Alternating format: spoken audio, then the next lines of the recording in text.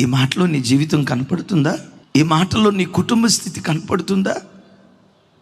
దావీదు అంటాడు, ప్రజలు నన్ను నరునిగా చూడలేదయ్యా, సాధారణమైన మనిషిగా కూడా చూడలేదయ్యా.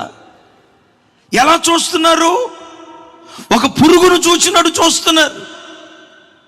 పురుగు కనపడితే ఎలా అసహించుకుంటారు, పురుగు చూస్తే ఎలా అసహించుకుంటారో.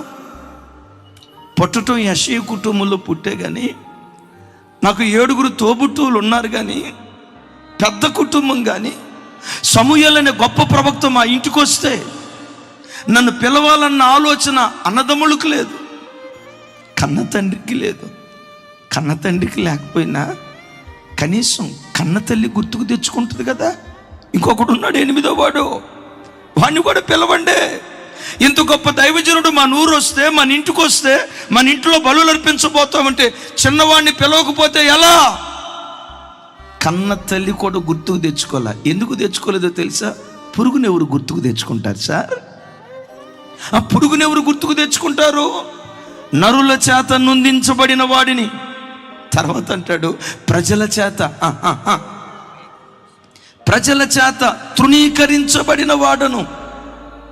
విచిత్రం, ప్రజల చేత తృణీకరించబడిన ఈ దావీదునే రాగల కాలములో మూలకు తలరాయిగా దేవుడు మార్చాడు.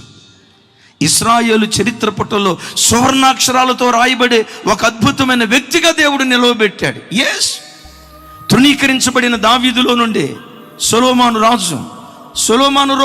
రాజులో నుండే రాజైన హిజ్కియాలో నుండే జెరుబ్బాబెల్, ఆ వంశావళి పరంపరలో నుండే, దావీదు వంశంలో నుండే లోకరక్షకుడైన యేసుక్రీస్తు వారు ఉద్భవించారు. యేసుక్రీస్తుని ఏమని పిలిచారో తెలుసా? దావీదు కుమారుడా, దావీదు కుమారుడా, దావీదు కుమారుడా, నోరారా పిలిచారు కదా. విచిత్రం. ఒకవేళ ఈరోజు నువ్వు తృణీకరించబడుతున్నావేమో, ప్రజల చేత పురుగుగా ఎంచబడుతున్నావేమో. ఎందుకో ప్రతి వాడు నీ కుటుంబం అంటే సూటిపోటి మాటలతో నిన్ను హింసిస్తున్నారేమో. యేసయ్యను పట్టుకో, హిస్సోపును పట్టుకో.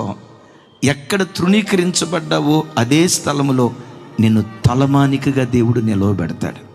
దానికి మించి నీ గర్భాన్ని దేవుడు దండించేసి నీ గర్భంలో నుండి రాజులను, ప్రవక్తలను, భూలోకాన్ని తలకిందులు చేసే యాజక సంతతిని దేవుడు పుట్టించునుగాక.